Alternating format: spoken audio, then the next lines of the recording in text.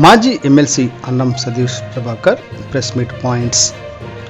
బాపట్ల అడ్డగోలుగా దోచేసిన అధికార party MLA కోనార్ Raghupathi అవినీతిలో తన రికార్డు తానే బద్దలు కొట్టాడు.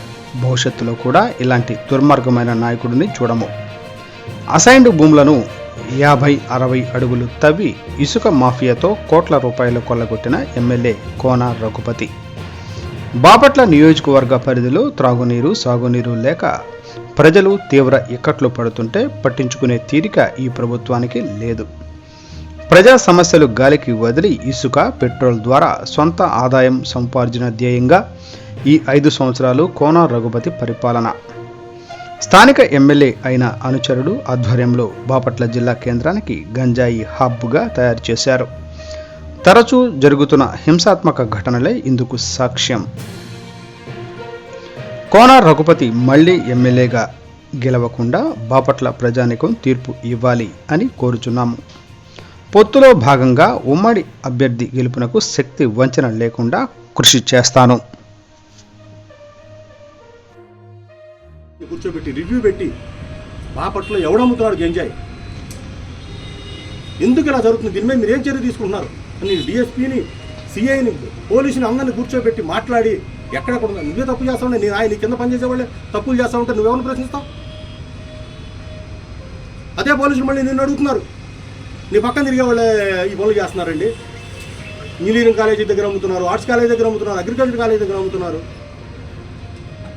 ఇంత దుర్మార్గం, ఇంత దోపిడీ, రైతులు అల్లాడిపోతా ఉన్నారు. ఇవాళ పట్టించుకునే నాదుడే లేడు. జనం ఇవాళ బాపట్ల, మీకు ఉన్న వాళ్ళంతా బాపట్లో ఉండే జనమే.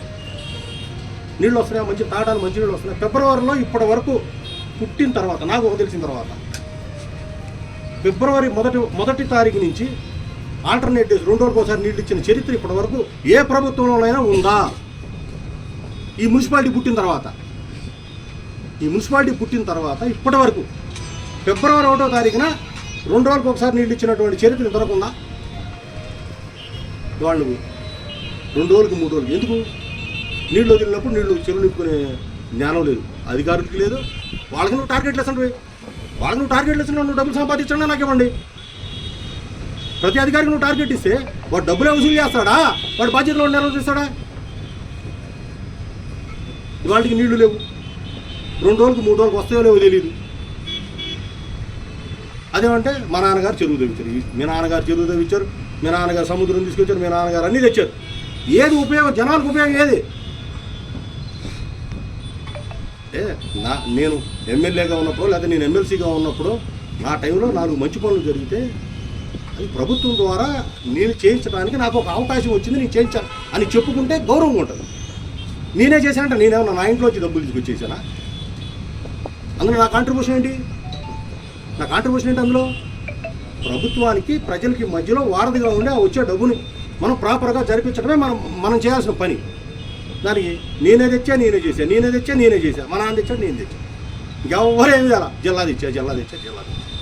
ఏంది ఉపయోగం? ఎవరికి ఉపయోగం? దాన్ని మార్కెటింగ్ చేసుకున్న నీకు ఉపయోగం, ఇంకెవరికి? సామాన్య జనానికి ఏం ఉపయోగం లేదే. ఎవడు కూలి ఆడుకు చేసుకోవాల్సిందే, ఎవడు తిన్నాడు తినాల్సిందే, ఎవడు బతుకాడు బతకాల్సిందే కదా. ఏమైనా జీవన ప్రమాణాలు ఏమైనా పెరిగి పెద్ద అయిపోయినాయా నీకులాగా?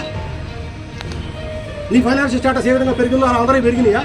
జిల్లా రాగానే, కలెక్టర్ గారు రాగానే, ఎస్పీ గారు రాగానే గంజాయి పెరిగింది. ఈ పోలీసు వారు కూడా చెప్తా ఉన్నా, ఆలోచన చేసుకోవాలా, మనకు కూడా పిల్లలు ఉన్నారు.